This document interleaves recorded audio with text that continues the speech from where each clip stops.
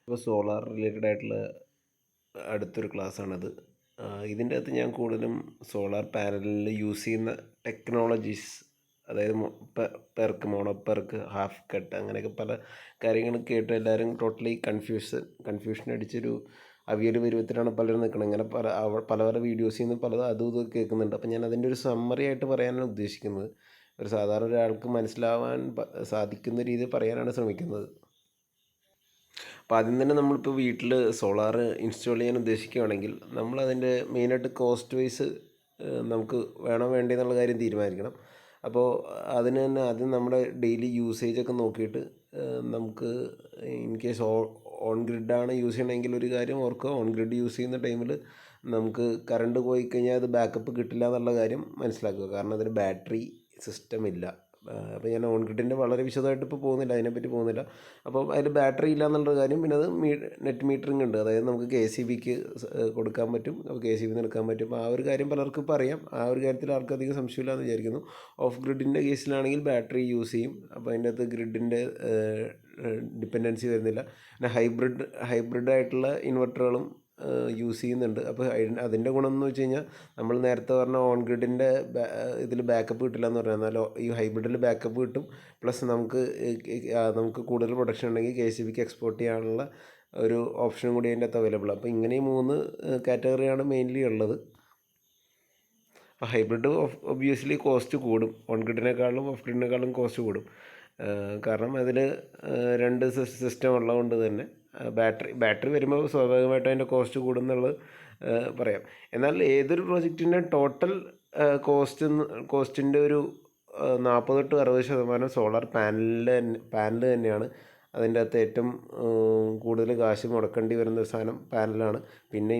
പിന്നെയാണ് ഇൻവെർട്ടറും ബാക്കിയുള്ള അതിൻ്റെ സ്ട്രക്ചറിങ്, അതിൻ്റേതായിട്ടുള്ള അവിടുത്തെ സ്ട്രക്ചറിൻ്റെ അവൈലബിലിറ്റി പോലെ അവിടെ എങ്ങനെയാണ് അത് പാനൽ പ്ലേസ് ചെയ്യേണ്ടതെന്നൊക്കെ അനുസരിച്ച് നമുക്ക് ചിലപ്പോൾ സ്ട്രക്ചറിൻ്റെ കാശുകളും അതിൻ്റെ അകത്ത് കയറി ഇറങ്ങി വരാം. അപ്പോൾ ഓൾറെഡി ഞാൻ പല വീഡിയോസിലും പറഞ്ഞതാണ്, അതിൻ്റെ പല ഫോട്ടോസൊക്കെ കാണിച്ചാണ്. പോളിക്രിസ്റ്റലൈൻ, മോണോക്രിസ്റ്റലൈൻ എന്ന് പറഞ്ഞ പാനൽസ് പല രീതിയിൽ ഡിവൈഡ് ചെയ്യുന്നുണ്ട്. അപ്പോൾ അതിൻ്റെ ബേസ്ഡ് ഓൺ സ്ട്രക്ചർ, അതിൻ്റെ അകത്ത് സെൽസ് ഉണ്ടാക്കിയേക്കുന്ന ഒരു രൂപ അനുസരിച്ചാണ് നമ്മൾ ഉണ്ടാക്കുന്നത്. അപ്പോൾ പോളിക്രിസ്റ്റലൈൻ പണ്ട് കാലങ്ങളിൽ യൂസ് ചെയ്യുന്ന പോളിക്രിസ്റ്റലൈനാണ്. ഒരു ബ്ലൂ നിറത്തിലായിരിക്കും കൂടുതലും. മെൽറ്റഡ് സിലിക്കൺ ഫ്രാഗ്മെൻറ്റ്സ് ഒക്കെ അതിൻ്റെ എഫിഷ്യൻസി കുറച്ച് കുറവായിരുന്നു. പക്ഷേ കോസ്റ്റ് കുറവാണ്. എഫിഷ്യൻസി കുറവാണ്, കോസ്റ്റും കുറവാണ്. പക്ഷേ അതിൻ്റെ പ്രശ്നം എന്താണെന്ന് വെച്ചാൽ അതിൻ്റെ ഏരിയ കുറച്ച് കൂടുതൽ യൂസ് ചെയ്യേണ്ടി വരും. അപ്പോൾ ഞാൻ കഴിഞ്ഞ വീഡിയോസിലൊക്കെ സോളാർ റിലേറ്റഡ് ആയിട്ടുള്ള പ്ലേലിസ്റ്റിലെ വീഡിയോസിലെല്ലാം ഇതിൻ്റെ ഏരിയയും ഇതും തമ്മിലുള്ള ബന്ധങ്ങളൊക്കെ എന്താണെന്ന് ഞാൻ പറഞ്ഞിട്ടുണ്ടായിരുന്നു. അപ്പോൾ അത് നിങ്ങൾക്ക് വേണമെങ്കിൽ ചെക്ക് ചെയ്യാവുന്നതാണ്. ചെറിയ വീഡിയോ ആണ്. അപ്പോൾ ബഡ്ജറ്റ് രീതിയിൽ നമുക്ക് ഇൻസ്റ്റാൾ ചെയ്യാം. നമുക്ക് നിറയെ റൂഫ് സ്പേസ് ഉണ്ട്. റൂഫ് അങ്ങനെ ഫ്രീ ആയിട്ട് കിടക്കുകയാണ്. അങ്ങനെയുള്ള സ്ഥലങ്ങളിലൊക്കെ വേണമെങ്കിൽ ഇത് ഉപയോഗിക്കാം. പക്ഷേ ഇപ്പോൾ നമ്മുടെ ഇതധികം വരുന്നില്ല. ഇതിൻ്റെ അടുത്ത ഒരു ടൈപ്പാണ് വരുന്നത്. അപ്പോൾ ലോവർ എഫിഷ്യൻസിയും പിന്നെ ലൈറ്റ് അനുസരിച്ചുള്ള പെർഫോമൻസ് ഒക്കെ ഇതിന് ഇത്തിരി കുറവാണ്. അപ്പോൾ ആ ഒരു പ്രശ്നം ഇതിൻ്റെ അകത്തുണ്ട്. മോണോക്രിസ്റ്റലൈനാണ് ഇപ്പോൾ കൂടുതൽ യൂസ് ചെയ്ത് വരുന്നത്. അപ്പോൾ അതിൽ ഒരു ബ്ലാക്ക് കളറിലായിരിക്കും നമുക്ക് കാണപ്പെടുന്നത്. അതിന് 20% കൂടുതൽ എഫിഷ്യൻസി ഉള്ളതുണ്ട്. മീഡിയം കോസ്റ്റാണ്, പോളിക്രിസ്റ്റലിനേക്കാളും സ്പേസ് കുറവാണ്. അപ്പോൾ ഇതെല്ലാം ഓൾറെഡി കഴിഞ്ഞ വീഡിയോസിൽ പറഞ്ഞാണ്. കോസ്റ്റ് കമ്പാരിറ്റീവ്ലി കൂടുതലാണ്. ഇനി നമ്മുടെ ഈ മോണോക്രിസ്റ്റലിൽ തന്നെ കുറച്ചും കൂടി ഇപ്പോഴത്തെ ലേറ്റസ്റ്റ് ടെക്നോളജി യൂസ് ചെയ്ത്, അതായത് പെർക്ക് എന്ന് പറഞ്ഞൊരു ടെക്നോളജിയാണ്. പാസിവേറ്റഡ് എമിറ്റർ റിയൽ സെൽ എന്ന് പറഞ്ഞൊരു ടെക്നോളജിയാണ് ഇത് യൂസ് ചെയ്യുന്നത്. അപ്പോൾ അങ്ങനെയുള്ള ടെക്നോളജി യൂസ് ചെയ്ത് ഉണ്ടാക്കുന്ന സെല്ലാണ്. അപ്പോൾ അതിൻ്റെ എഫിഷ്യൻസി വീണ്ടും കൂടുന്നു, 20% കൂടുതലായിട്ട് വരുന്നുണ്ട്. അപ്പോൾ അതിൻ്റെ ഒരു ടെക്നോളജിയിലുള്ള ഒരു സംഭവം എന്ന് വെച്ചാൽ അതിൻ്റെ അടിയിലത്തെ ഒരു ലെയറാണ്, ഒരു പാസിവേഷൻ ലെയർ എന്ന് പറഞ്ഞതാണ്. അപ്പോൾ ഇതിൽ എന്താ സംഭവിക്കണമെന്ന് പറഞ്ഞാൽ, നമ്മുടെ അബ്സോർവ് ചെയ്യാത്ത, നമ്മളിപ്പോൾ സൂര്യൻ്റെ വെളിച്ചം വന്ന് അബ്സോർവ് ചെയ്യാത്ത ആ വെളിച്ചം തിരിച്ച സെല്ലിലേക്ക് അബ്സോർവ് ചെയ്യുന്ന രീതിയിലുള്ളൊരു ടെക്നോളജിയാണ്. ആ ഒരു റിഫ്ലക്റ്റ് ചെയ്യാൻ പാകത്തിനുള്ള ഒരു ലെയർ അതിൻ്റെ അകത്ത് വരുന്നുണ്ട്. അപ്പോൾ എന്താണെന്ന് വെച്ചാൽ അതിൻ്റെ ഗുണം എന്ന് വെച്ചാൽ നമുക്ക് ലോ ലൈറ്റ് ആകുമ്പോൾ തന്നെ, ഇപ്പോൾ നല്ല വെളിച്ചമുള്ളപ്പോൾ പോലും പല ലൈറ്റും റിഫ്ലക്റ്റ് ചെയ്ത് നഷ്ടപ്പെടുന്നുണ്ടാവും. അപ്പോൾ ആ നഷ്ടപ്പെടുന്ന ലൈറ്റിന് പോലും യൂസ് ചെയ്യാൻ, അതായത് അത് തിരിച്ച് ഈ ലെയറിൽ തട്ടി തിരിച്ച് സെല്ലിലേക്ക് തിരിച്ച് ചെല്ലാൻ പാകത്തിനുള്ള ഒരു സാധനം ചെയ്യുന്നത്. അപ്പോൾ അതുകൊണ്ട് എന്താ ഗുണമെന്ന് വെച്ചാൽ ലോ ലൈറ്റിലും പെർഫോമൻസ് കൂടും. നമുക്ക് കുറച്ച് ലൈറ്റ് ഉള്ളെങ്കിൽ അതിൽ നിന്ന് മാക്സിമം ഊറ്റാൻ പറ്റുന്ന രീതിയിലായിരിക്കും ഈ ടെക്നോളജി കൊണ്ടുള്ള ഉപയോഗം വരുന്നത്. അപ്പോൾ ലോ ലൈറ്റിലും നല്ല പെർഫോമൻസ് വരും. അപ്പോൾ നമ്മുടെ ക്ലൗഡി വെതറായിട്ടുള്ള നമ്മുടെ അതായത് ഭയങ്കര മഴയും അല്ലെങ്കിൽ മൂടിക്കെട്ടിയ അന്തരീക്ഷം അങ്ങനെയുള്ള ടൈമും ഷോർട്ടറായിട്ടുള്ള ഡേ ലൈറ്റുള്ള ടൈമിൽ പോലും നമുക്ക് ഇവനെ മാക്സിമം യൂസ് ചെയ്യാൻ പറ്റും. അപ്പോൾ ഇതിൻ്റെ അകത്ത് ഭയങ്കര ലോസൊക്കെ കുറവാണ്. അങ്ങനെ ഓവറോൾ പെർഫോമൻസ് കൂടിയിട്ടുള്ളൊരു ഒരു ടൈപ്പ് സാധനമാണ് ഈ മോണോ ക്രിസ്റ്റലൈൻ പെർക്ക് എന്ന് പറഞ്ഞൊരു ടെക്നോളജി. അപ്പം മോണോ പെർക്ക് എന്നൊക്കെ പറഞ്ഞാണ് ഇതിനെ പറയാറുള്ളത്. ഇനി ഇതിൽ ഹാഫ് കട്ട് സെൽ പാനൽസ് പറഞ്ഞിട്ടുണ്ട്. അപ്പം മോണോപെർക്ക് ഹാഫ് കട്ട് ഇതിൻ്റെ ടെക്നോളജീസ് രണ്ടും കൂടി കൂട്ടുമ്പോൾ മോണോപെർക്ക് ഹാഫ് കട്ട് എന്ന് പറഞ്ഞാൽ, അപ്പോൾ അതിൽ ഹാഫ് കട്ട് എന്താണെന്ന് പറയാം.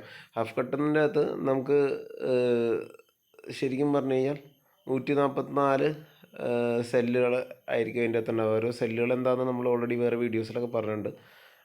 അപ്പോൾ അതിൻ്റെ ഒരു ഗുണം എന്ന് പറഞ്ഞാൽ നമുക്ക് ഒരു വലിയ പാനലിൻ്റെ 2 ഭാഗമായിട്ട് തിരിക്കാം. അപ്പോൾ നമുക്ക് ഷാഡോ വരുമ്പോഴുള്ള ചില പ്രശ്നങ്ങൾ ഞാൻ കഴിഞ്ഞ വീഡിയോസിൽ പറഞ്ഞിരുന്നു. ഷാഡോ വരുമ്പോൾ അതിൻ്റെ സെല്ല് മറിച്ച് കഴിഞ്ഞാൽ അപ്പോൾ അതിൻ്റെ അകത്ത് കുറച്ച് ഏരിയ കൂടി അല്ലെങ്കിൽ കുറച്ച് സെല്ലിൻ്റെ പ്രൊഡക്ഷൻ നമുക്ക് നഷ്ടപ്പെടുന്നു പറയാം. അപ്പോൾ അത് 2ആയിട്ട് വിഭാഗം ചെയ്യുമ്പോഴത്തേക്കും നമുക്ക് ഷാഡോ വന്നാലും കുറച്ച് ഭാഗത്തെ പ്രൊഡക്ഷൻ നഷ്ടപ്പെടാത്ത രീതിയിലാണ് ഇതിൻ്റെ ഒരു ഡിസൈൻ ചെയ്തേക്കുന്നത്. അതിനൊരു 2ആയിട്ട് ചെയ്തേക്കുന്ന രീതിയിലാണ് ഈ ഹാഫ് കട്ട് സെൽസ് വരുന്നത്. അപ്പോൾ ഇതിൻ്റെ അകത്ത് ലോസ് കുറയ്ക്കാൻ ഷെയ്ഡിങ് ടോളറൻസ് കൂട്ടുന്ന ഒരു പരിപാടിയാണ് അതിൻ്റെ സംഭവിച്ചേക്കുന്നത്. അപ്പോൾ നമുക്ക് ട്രീസ് അല്ലെങ്കിൽ മറ്റേ നമ്മുടെ റൂഫ് ടോപ്പിലൊക്കെ വയ്ക്കുമ്പോൾ മരം ഇതൊക്കെ ഉള്ള സ്ഥലങ്ങളിലോ എന്തെങ്കിലും ഒബ്സ്റ്റക്കിൾസ് വന്ന് ഷാഡോ വരാനുള്ള സ്ഥലങ്ങളിലൊക്കെ ഇത് യൂസ് ചെയ്താൽ നല്ലതായിരിക്കും. അപ്പം ഇത് മോണോപെർക്ക് ഹാഫ് കട്ട് എന്ന് പറഞ്ഞ പാനൽസ് വളരെ ലേറ്റസ്റ്റ് ആയിട്ട് യൂസ് ചെയ്യുന്ന പാനൽസാണ്. ഇതാണ് ഈ ഹാഫ് കട്ടും ഹോൾസെല്ലും തമ്മിലുള്ള വ്യത്യാസം. ഹോൾസെല്ലിൽ ഇപ്പോൾ ഇതൊരു ഷാഡോ വന്നു കഴിഞ്ഞാൽ നമ്മുടെ ഈ രണ്ട് ലെയറിലെ പ്രൊഡക്ഷൻ പോകുന്നൊരവസ്ഥയാണ് വരുന്നത്. എന്നാൽ ഹാഫ് കട്ടായതുകൊണ്ട് ഇവിടെ ഇപ്പോൾ ഷാഡോ വന്നു കഴിഞ്ഞാൽ ഇത്രയും ഈ 2 സെൻറ്റിൻ്റെ പ്രൊഡക്ഷൻ മാത്രമേ കുറയുള്ളൂ. ബാക്കിയുള്ളതെല്ലാം നമുക്ക് കിട്ടും. അപ്പോൾ ഇതിൻ്റെ നടുക്കായിട്ട് ഒരു കട്ടിങ് പോലെ വരും. അതാണ് ഹാഫ് കട്ട് എന്ന് പറഞ്ഞ അതിൻ്റെ മീൻ ചെയ്യുന്നത്. എന്ന് വെച്ചാൽ സെല്ലുകളെ 2ആയിട്ട് 72 സെല്ലിന് പകരം 144 ഡിവൈഡ് ചെയ്തേക്കുന്നു. നമുക്ക് കാണാം ഇവിടെ ഷാഡോ വന്ന് വീണേക്കുന്നതാണ്. അപ്പോൾ ഷാഡോ വരുമ്പോഴത്തേക്കും ഇതിൽ ഈ ലെഫ്റ്റ് സൈഡ് കാണുന്നതിൽ ഫുൾ സെൽ പാനലിൽ കണ്ടോ, ഇതിൽ കറണ്ട് ഫ്ലോ ഈ ഒരു റെഡ് കാണിച്ചേക്കുന്ന ഒരു ഏരിയ മാത്രമേ നടക്കുന്നുള്ളൂ. നേരെ മറിച്ച് അതേ ഷാഡോ ഹാഫ് കട്ട് വീണ് കഴിഞ്ഞാൽ നമുക്ക് ഇത്രയും പ്രൊഡക്ഷൻ വരും. കണ്ടോ, ഇതിൽ കറണ്ട് ഫ്ലോ ഇത്ര ഉണ്ട്. അതായത് കറണ്ട് വോൾട്ടേജും നമുക്ക് കൂടുതൽ കിട്ടും. അതായത് ആ കൂടുതൽ സെല്ലിൻ്റെ പ്രൊഡക്ഷൻ നമുക്ക് ഉപയോഗിക്കാൻ പറ്റും എന്നുള്ളതാണ് ഈ ഹാഫ് കട്ടിൻ്റെ ഒരു ഇമ്പോർട്ടൻ്റ് ആയിട്ടുള്ളൊരു ഗുണം. അടുത്ത ടെക്നോളജി തന്നെ ബൈഫേഷ്യൽ പാനൽസാണ്. അപ്പോൾ ബൈഫേഷ്യൽ പാനലിൻ്റെ അകത്തൊരു ട്രാൻസ്പെറൻ്റ് ആയിട്ടൊരു ബ്ലാക്ക് ഷീറ്റ് അല്ലെങ്കിൽ ഗ്ലാസ് ട്യൂബ് ഉണ്ടാവും. അപ്പോൾ ഇതിൽ മറ്റേ ഗ്രൗണ്ടിൽ നിന്ന് ഇപ്പോൾ നമ്മുടെ ഒരു പാനൽ വെച്ചിട്ടുണ്ട്. അപ്പോൾ ഗ്രൗണ്ടിൽ നിന്ന് റിഫ്ലക്റ്റ് ചെയ്തിട്ട് ആ ലൈറ്റ് പോലും തിരിച്ച് ഈ നമ്മുടെ പാനലിൽ വലിച്ചെടുക്കും. അപ്പോൾ നമുക്ക് ആ ഒരു സ്പേസും കൂടി നമുക്ക് യൂസ് ചെയ്യാൻ പറ്റും. അപ്പോൾ അല്ലെങ്കിൽ ആ ഒരു ലൈറ്റും കൂടി നമുക്ക് യൂസ് ചെയ്യാൻ പറ്റും. അപ്പോൾ നമുക്ക് ഇതിന് കൂടുതൽ എഫിഷ്യൻസി ഉള്ളത് അവൈലബിൾ ആണ്. അപ്പോൾ റിഫ്ലക്റ്റീവ് ആയിട്ടുള്ള സ്ഥലങ്ങളിലല്ല, നമ്മുടെ ഈ വെള്ളത്തിൻ്റെ പോലത്തെ സ്ഥലങ്ങളിലോ അല്ലെങ്കിൽ കൊമേഴ്ഷ്യൽ സ്പേസ് മറ്റേ റിഫ്ലക്റ്റീവ് ആയിട്ടുള്ള റൂഫ് പോലത്തെ സ്ഥലങ്ങളിലൊക്കെ നമുക്ക് ഇത് ഉപയോഗിച്ച് കഴിഞ്ഞാൽ നമുക്ക് ഏറ്റവും ബെസ്റ്റ് ഈ വൈറ്റ് പ്രതലത്തിലൊക്കെ ലൈറ്റ് കട്ടിയാൽ പെട്ടെന്ന് റിഫ്ലക്റ്റ് ആവും. അപ്പോൾ അങ്ങനെയുള്ള കോൺക്രീറ്റ് പോലത്തെ സ്ഥലങ്ങളിലൊക്കെ റിഫ്ലക്റ്റ് ആവും. അപ്പോൾ അങ്ങനെയുള്ള സ്ഥലങ്ങളിൽ ഈ പാനലുകൾ യൂസ് ചെയ്താൽ നല്ലതായിരിക്കും. നമുക്ക് നല്ല പ്രൊഡക്ഷൻ നമുക്ക് മാക്സിമം യൂട്ടിലൈസ് ചെയ്യാൻ പറ്റും. അപ്പോൾ ഇതിൻ്റെ അകത്ത് കാണാം ഡയറക്റ്റ് സൺലൈറ്റ് പാനലിൽ വീഴുന്നവർ കാണാം. പിന്നെ ചില ലൈറ്റുകളൊക്കെ ഗ്രൗണ്ടിൽ വന്ന് വീഴുന്നതാണ്. അപ്പോൾ അത് റിഫ്ലക്റ്റ് ചെയ്തിട്ട് വരുമ്പോഴത്തേക്ക് അത് അതിൻ്റെ ബാക്കിൽ കൂടെ നമുക്ക് ഇത് അബ്സോർവ് ചെയ്ത് ആ പ്രൊഡക്ഷൻ സാധ്യമാക്കുന്നു. അപ്പോൾ ഇതിൻ്റെ ലുക്ക് ഏതാണ്ട് ഇതേപോലെ ഇരിക്കും. അതിൻ്റെ ബാക്കിൽ നിന്നും വിസിബിളായിട്ടിരിക്കും. നമ്മുടെ പെർക്ക് ടെക്നോളജിയിലായിരുന്നെങ്കിൽ വേറൊരു ലെയറായിരുന്നു, പാസീവ് റിയർ ലെയറും പിന്നെ ഒരു അലുമിനിയം പാനലൊക്കെ ആയിരുന്നു. നമ്മുടെ മറ്റൊരു ട്രാൻസ്പെറൻറ്റ് പോലത്തെ ഒരു സാധനമായിരുന്നു. അപ്പോൾ അതിൻ്റെ വ്യത്യാസം അവിടെയാണ്. പിന്നെ അതിൻ്റെ ഫ്രെയിമും അങ്ങനെയുള്ള കാര്യങ്ങളൊക്കെ അവിടെ ഉണ്ട്. ഈ ചെറിയ വ്യത്യാസങ്ങൾ തന്നെ ഇതാണ്. പിന്നെ ഇപ്പോൾ ലേറ്റസ്റ്റ് ആയിട്ട് നമ്മുടെ ബിൽഡിങ്ങിൻ്റെ രൂപത്തോട് ഇണങ്ങുന്ന രീതിയിലുള്ള ബിൽഡിംഗ് ഇൻറ്റഗ്രേറ്റഡ് ഫോട്ടോവോൾട്ടിക്സ് എന്നൊക്കെ പറഞ്ഞ് വരുന്നുണ്ട്. അതായത് നമ്മുടെ ബിൽഡിങ്ങിൻ്റെ ഗ്ലാസ് പോലെയൊക്കെയുള്ള രീതിയിലൊക്കെ റൂഫ് ടോപ്പ് ടൈൽസ് പോലെയൊക്കെയുള്ള രീതിയിൽ. അപ്പോൾ ഇത് എഫിഷ്യൻസി ലോവർ ആയിരിക്കും, പക്ഷേ അതിൻ്റെ ഒരു ബിൽഡിംഗ് മെറ്റീരിയൽ പ്ലസ് സോളാറിൻ്റെ ഒരു പ്രൊഡക്ഷൻ ഉണ്ടെന്നുള്ളൊരു ഫംഗ്ഷൻ അതിൻ്റെ അകത്ത് ഉണ്ടാവും. അപ്പോൾ നമുക്ക് സ്പേസ് വളരെ കുറവായിട്ടുള്ള, ഇപ്പോൾ കൊമേഴ്ഷ്യലായിട്ടുള്ള ചില സ്പേസുകളിലെല്ലാം ചെയ്യാം. പക്ഷേ ഇത് ഭയങ്കര ഹൈ കോസ്റ്റാണ് ഓവറോൾ നോക്കുമ്പോൾ. പക്ഷേ നമ്മൾ മറ്റേ ബിൽഡിങ്ങിൻ്റെ മെറ്റീരിയൽ ഇതിൻ്റെ കോസ്റ്റും കൂടി നോക്കുമ്പോൾ ഏകദേശം ഒരു മാച്ചപ്പ് ആവും എന്നുള്ളൊരു ഗുണം ഉണ്ട് അതിനകത്ത്. പിന്നെ എഫിഷ്യൻസി കുറഞ്ഞ കുറച്ച് പാനൽസ് ഉണ്ട്. അത് ഓൾറെഡി ഞാൻ പഴയ വീഡിയോസിൽ പരിചയപ്പെടുത്തിയതാണ്. അമോർഫസ് സിലിക്കണിൻ്റെ തിൻ ഫിലിം ടൈപ്പ്, ലൈറ്റ് വെയ്റ്റും കാര്യങ്ങളൊക്കെയാണ്. അപ്പോൾ പക്ഷേ ലൈഫ് സ്പാനൊക്കെ കുറവാണ്, ഭയങ്കര വാറൻറ്റി ഒന്നും കൊടുക്കാൻ പറ്റില്ല. അപ്പോൾ നമ്മുടെ പെർക്ക് ടെക്നോളജിയാണ് ഇപ്പോൾ ലേറ്റസ്റ്റ് ആയിട്ട് നിൽക്കുന്ന പാസീവ് എമിറ്റർ റിയർ കോണ്ടാക്ട് എന്ന് പറഞ്ഞത്. അപ്പോൾ അതിന് ലൈറ്റ് കൂടുതൽ അബ്സോർവ് ചെയ്യുക എന്നുള്ളതും മോണോക്കോസ്റ്റിനേക്കാളും ഹൈ എഫിഷ്യൻസി ഉള്ളതും ഇപ്പോൾ നമ്മുടെ റെസിഡൻഷ്യൽ കൊമേഴ്ഷ്യൽ പ്രോജക്റ്റിലൊക്കെ യൂസ് ചെയ്യാൻ പ്രാപ്തിയുള്ളൊരു സാധനമാണ്. ഇനി അതുകൂടാതെ പലരും സോളാറിൻ്റെ ഇതിൽ ഈ ഒരു വാക്ക് എപ്പോഴും കേൾക്കുന്നത് ടോപ്പ് കോണിൻ്റെ ഒരു ഫുൾ ഫോം എന്ന് പറഞ്ഞാൽ ടനൽ ഓക്സൈഡ് പാസീവ് കോണ്ടാക്ട് എന്നാണ്. കോൺ എന്ന് പറഞ്ഞാൽ കോണ്ടാക്ട് എന്നുള്ള മീനിങ്ങിലും ടോപ്പിൻ്റെ ഫുൾ ഫോമാണ് ടനൽ ഓക്സൈഡ് പാസീവേറ്റഡ് കോണ്ടാക്ട് എന്ന് പറയുന്നത്. അപ്പോൾ ഇതിൻ്റെ അകത്ത് ശരിക്കും നമ്മുടെ ഒരു ലെയറിൻ്റെ ഒരു വ്യത്യാസമാണ്. നമ്മുടെ പെർക്ക് എന്ന് പറഞ്ഞ ടെക്നോളജികളും കുറച്ചും കൂടി ഒരു അഡീഷണൽ ലെയർ പോലത്തെ ഒരു സെറ്റപ്പാണ് അതിൻ്റെ അകത്ത് വരുന്നത്. അപ്പോൾ നല്ല ബെറ്റർ കറണ്ട് ഫ്ലോ ഇതിൻ്റെ അകത്ത് കിട്ടും എന്നുള്ളതാണ് അതിൻ്റെ ഒരു ഗുണം. മറ്റേ മോണോപെർക്കിനേക്കാളും കുറച്ചും കൂടി ബെറ്റർ എഫിഷ്യൻസി വരുന്നുണ്ട്. എന്ന് വെച്ചാൽ ഭയങ്കര ലോ ലൈറ്റിലും ഭയങ്കര ഹൈ ടെമ്പറേച്ചർ പോലും നല്ല പെർഫോമൻസ് ബെറ്ററായിട്ട് കാഴ്ചവെക്കാൻ പറ്റുന്ന ഇതാണ്. പിന്നെ ഇതിൻ്റെ ഡീഗ്രഡേഷനും കുറവാണ്. അപ്പോൾ നമ്മുടെ പെർക്കിനെ റീപ്ലേസ് ചെയ്യാൻ സാധ്യതയുള്ള ഒരു ടെക്നോളജിയും കൂടിയാണത്. അതിൻ്റെ വളരെ വിശദാംശത്തിലേക്കൊന്നും ഞാൻ പോകുന്നില്ല. ജസ്റ്റ് മനസ്സിലാക്കി കഴിഞ്ഞാൽ അതിൻ്റെ അകത്ത് ഇങ്ങനെ പല ലെയേഴ്സായിട്ടാണ് ഡിവൈഡ് ചെയ്തേക്കുന്നത് മനസ്സിലാവുക. ഒരു P+ emitter, N silicon substrate എന്നൊക്കെ പറഞ്ഞ് അങ്ങനെ പല ലെയേഴ്സ് അതിൻ്റെ അകത്തുണ്ട്. സിനെക്സ് കോട്ടിംഗ് എന്നൊക്കെ പറഞ്ഞ് കോട്ടിങ്സ് ഉണ്ട്.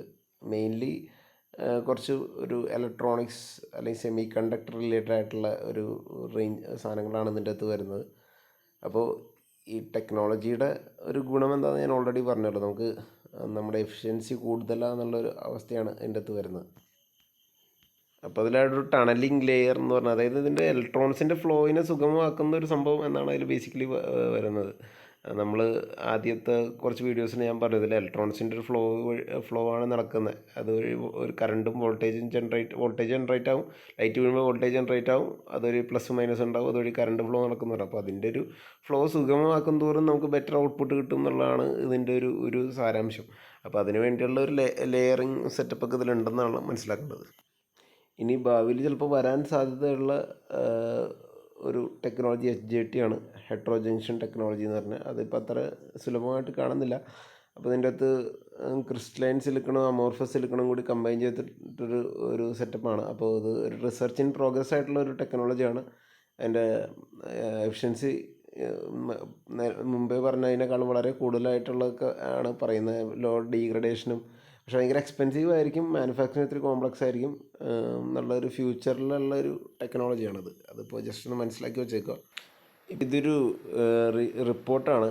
അപ്പോൾ ഈ ടോപ്പ് കോണും പെർക്കിൻ്റെയും തമ്മിലുള്ള ഒരു കമ്പാരിസൺ ആയിട്ടുള്ള റിപ്പോർട്ടാണ് ആക്ച്വലി ഇത്.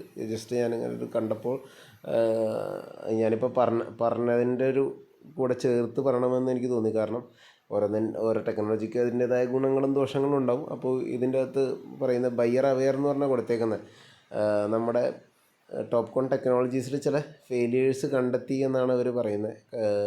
മറ്റേ നമ്മുടെ പെർക്ക് ടെക്നോളജി ഇല്ലാത്ത ചില ഫെയിലിയേഴ്സാണ്. അപ്പോൾ ഇത് ഒരു റിസർച്ച് പേപ്പറാണ്, ഇത് അടുത്ത് പബ്ലിഷ് ചെയ്തതാണ്. എന്നാൽ അതിൽ എത്രത്തോളം ശരിയുണ്ട് തെറ്റുണ്ടെന്നൊന്നും നമുക്ക് പറയാൻ പറ്റില്ല. അപ്പോൾ ഞാനതിൻ്റെ ഒരു സമ്മറി പറയാം.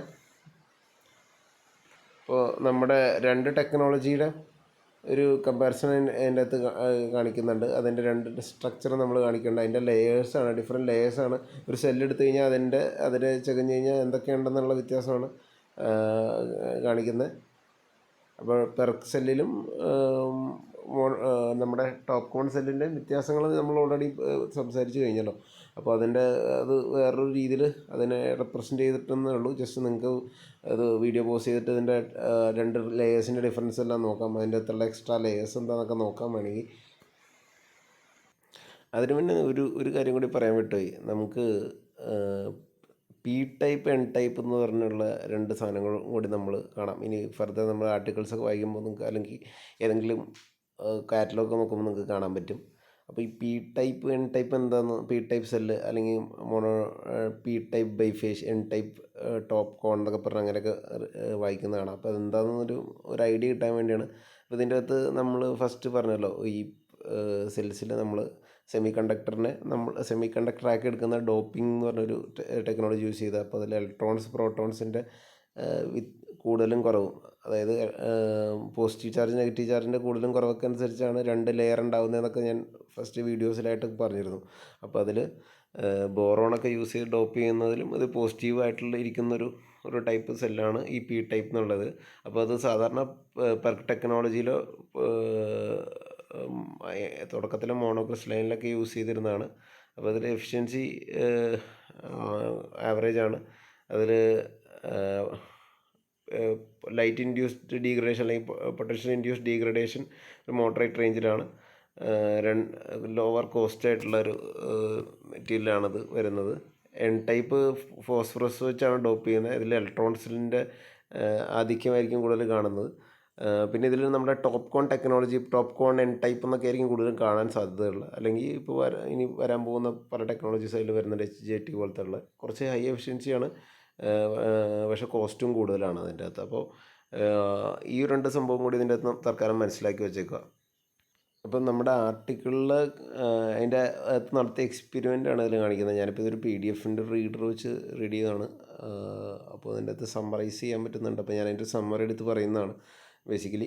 അപ്പോൾ ബൈഫേഷ്യൽ പി ടൈപ്പ് സിലിക്കൺ പെർക്കും പിന്നെ ടോപ്പ് കോൺ ടെക്നോളജിയുടെ എൻ ടൈപ്പിൻ്റെ രണ്ട് ഡിഫറെൻറ്റ് പാനൽസാണ് ഈ എക്സ്പെരിമെൻറ്റിന് വേണ്ടി അവർ യൂസ് ചെയ്തത്.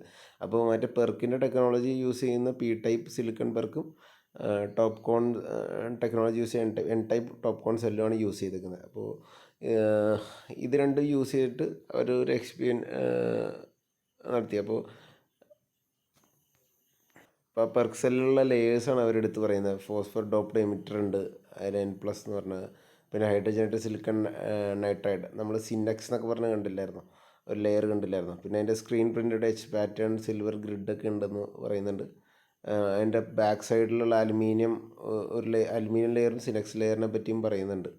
ടോപ്പ് കോൺ സെല്ലിൻ്റെ അകത്ത് ഒരു P+ ബോറോൺ ഡോപ്ഡ് ആയിട്ടുള്ള P+ സെല്ലും, അതിൻ്റെ അകത്ത് സിലിക്കൺ ഡയോക്സൈഡിൻ്റെ ലെയറും, പിന്നെ അതിൻ്റെ അകത്ത് സ്ക്രീൻ പ്രിൻറ്റഡ് H പാറ്റേണിലുള്ള സിൽവർ ഗ്രിഡ്. നമ്മുടെ H പാറ്റേൺ ഗ്രിഡ് എന്ന് പറഞ്ഞാൽ അതിൻ്റെ അകത്തുള്ള ബസ് ബാറിന് വര പോലെ പോയേക്കുന്ന സാധനം സിൽവർ യൂസ് ചെയ്തതാണെന്ന് നമ്മൾ പറഞ്ഞല്ലോ. അപ്പോൾ അതാണ് യൂസ് ചെയ്തിരിക്കുന്നത്.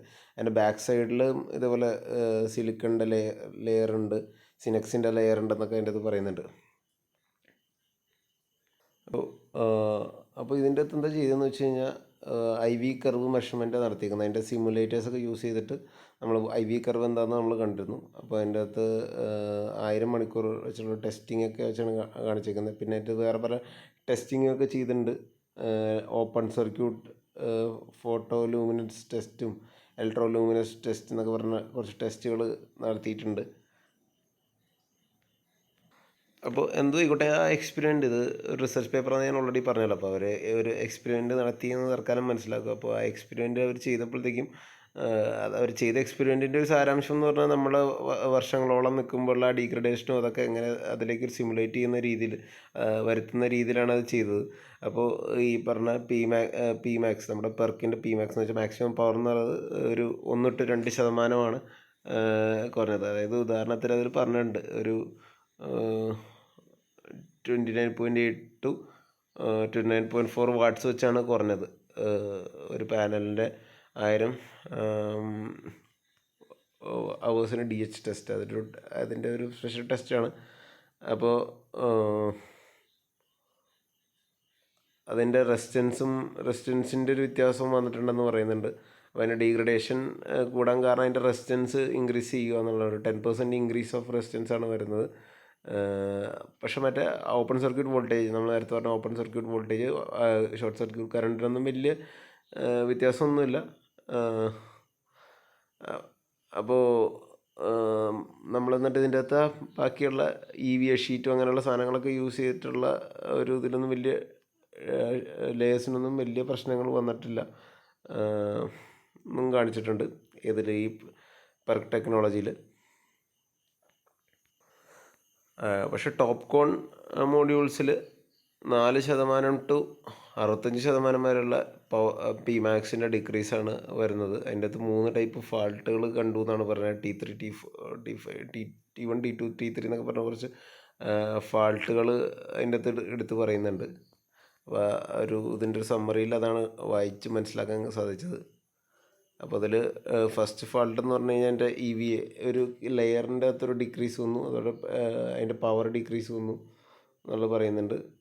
പിന്നെ വേറെ കുറച്ച് ലോസസ്, പവറിൻ്റെ ലോസ് വേറൊരു കണ്ടീഷനിൽ വരുന്നുണ്ട്.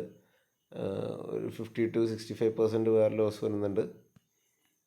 അപ്പോൾ ഒരു പ്രത്യേക പോയിന്റിൽ ലോക്കലൈസ്ഡ് ആയിട്ടുള്ള ഫെയിലിയർ വരുന്നുണ്ട്. പിന്നെ നമ്മുടെ കണക്ഷൻസ്, നമ്മുടെ ബസ് ബാർ കണക്ഷൻ ചെയ്ത സ്ഥലങ്ങളിൽ ഫെയിലിയർ വരുന്നുണ്ട്. ചില സെല്ലിൻ്റെ ടോട്ടൽ ഏരിയയിൽ വരുന്നുണ്ട് എന്നുള്ള അങ്ങനെയുള്ള ഒരു ഫെയിലിയറും കൂടി ഇതിൻ്റെ അകത്ത് കണ്ടു. അപ്പോൾ ഇതിൻ്റെ അകത്തൊരു salt content, NaCl content, sodium chloride കണ്ടൻറ്റിൻ്റെ ഒരു പ്രശ്നം കൊണ്ട് വന്നതാണെന്ന് പറയുന്നുണ്ട്. ഈ ഹ്യൂമൻ ഫിംഗർ പ്രിൻസിലൂടെ ചിലപ്പോൾ NaCl കയറി വരാം. അപ്പോൾ അങ്ങനെ സോളാർ അതിൻ്റെ പെർഫോമൻസ് ബാധിക്കാമെന്നൊക്കെയാണ് അതിൻ്റെ അകത്ത് പറയുന്നത്. ഈ ഒരു റിസർച്ചിൻ്റെ ഒരു കാര്യമായിട്ടോ പറയുന്നത്. അപ്പോൾ അങ്ങനെ അതിൻ്റെ അകത്ത് വന്നതാകാം എന്നുള്ളൊരു അനുമാനമാണ് ആ ഒരു സമ്മറിയിൽ പറയുന്നത്.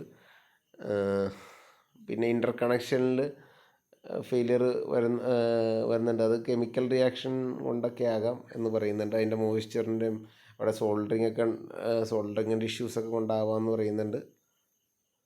പിന്നെ മൊത്തത്തിൽ മൊഡ്യൂൾ ഏരിയയിലും ഇതേപോലെ ഇഷ്യൂ വരുന്നുണ്ട്. പക്ഷേ അതിൻ്റെ റീസൺ എന്താണെന്ന് കൃത്യമായിട്ട് മനസ്സിലാവുന്നില്ല. അതിൻ്റെ അത് ഇലക്ട്രോണിക്കലി ബന്ധപ്പെട്ട എന്തെങ്കിലും പ്രശ്നം കൊണ്ടായിരിക്കും, ഈ ടെക്നോളജി ബന്ധപ്പെട്ട എന്തെങ്കിലും വിഷയം കൊണ്ടാവാമെന്നും പറയുന്നുണ്ട്. അപ്പോൾ ഇതിൻ്റെ ഒരു ബലത്തിൽ പറഞ്ഞാൽ 1 to 2% പെർക്കിൽ ഡിഫറൻസ് വന്നെങ്കിൽ, PMAX ഡിഫറൻസ് വന്നെങ്കിൽ, മാക്സിമം പവർ ഡിഫറൻസ് വന്നെങ്കിൽ ഇതിൽ 65% വരെ ഡിക്രീസ് വരുന്നുണ്ടെന്നുള്ളതാണ് എൻ്റെ ഒരു സമ്മറി. അപ്പോൾ അത് നമ്മുടെ ടെക്നോളജിയുടെ ഇനിയും സ്റ്റഡി ഫർദറായിട്ട് നടത്തേണ്ടിയിരിക്കുന്നു എന്നുള്ള ഒരു കാര്യമാണ് ഇതിൽ മനസ്സിലാക്കുന്നത്. അപ്പോൾ ഇതിൻ്റെ ഗുണങ്ങളും ദോഷങ്ങളും ഉണ്ടെന്ന് മനസ്സിലാക്കിക്കൊണ്ട് ചെയ്യുക. ഇതിപ്പോൾ ഇങ്ങനൊരു റിസർച്ച് പേപ്പർ, ഇതേപോലത്തെ പല റിസർച്ച് പേപ്പറുകളുണ്ട്. നമ്മളിപ്പോൾ ഇത് സോളാർന്നല്ല, നമ്മൾ എന്ത് സാധനം എടുക്കാൻ തുടങ്ങിയാലും അതിൻ്റെ അകത്തൊരു ഗുണങ്ങളും ദോഷങ്ങളായിട്ടുള്ളത് ഉണ്ടാവും. എന്നാൽ ഇത് ലേറ്റസ്റ്റ് ടെക്നോളജീസ് ഇങ്ങനെ വന്നുകൊണ്ടിരിക്കും. നമ്മുടെ പാനൽസിൻ്റെ ഫർദർ ടെക്നോളജീസ് ഇമ്പ്രൂവ് ആകും തോറും നമ്മുടെ പ്രൊഡക്ഷൻ കൂടുകയും ചെയ്യും. ഇപ്പോൾ അത് ഒബ്വിയസ് ആയിട്ടുള്ളൊരു കാര്യമാണ്. നമ്മളിനി ഇപ്പോൾ ഇന്ന് വയ്ക്കുന്ന ഒരു ആളായിരിക്കും ഒരു അടുത്ത വർഷം വയ്ക്കുന്ന ഒരാൾക്ക് കിട്ടുന്നത് ഇതിനേക്കാളും ചിലപ്പോൾ ഒരു ബെറ്റർ ടെക്നോളജി ആയിരിക്കും എന്നുള്ളത് ഈ ഒരു കേസുകളിലൊക്കെ അണ്ടർസ്റ്റുഡ് ആയിട്ടുള്ള ഒരു കാര്യമാണ്.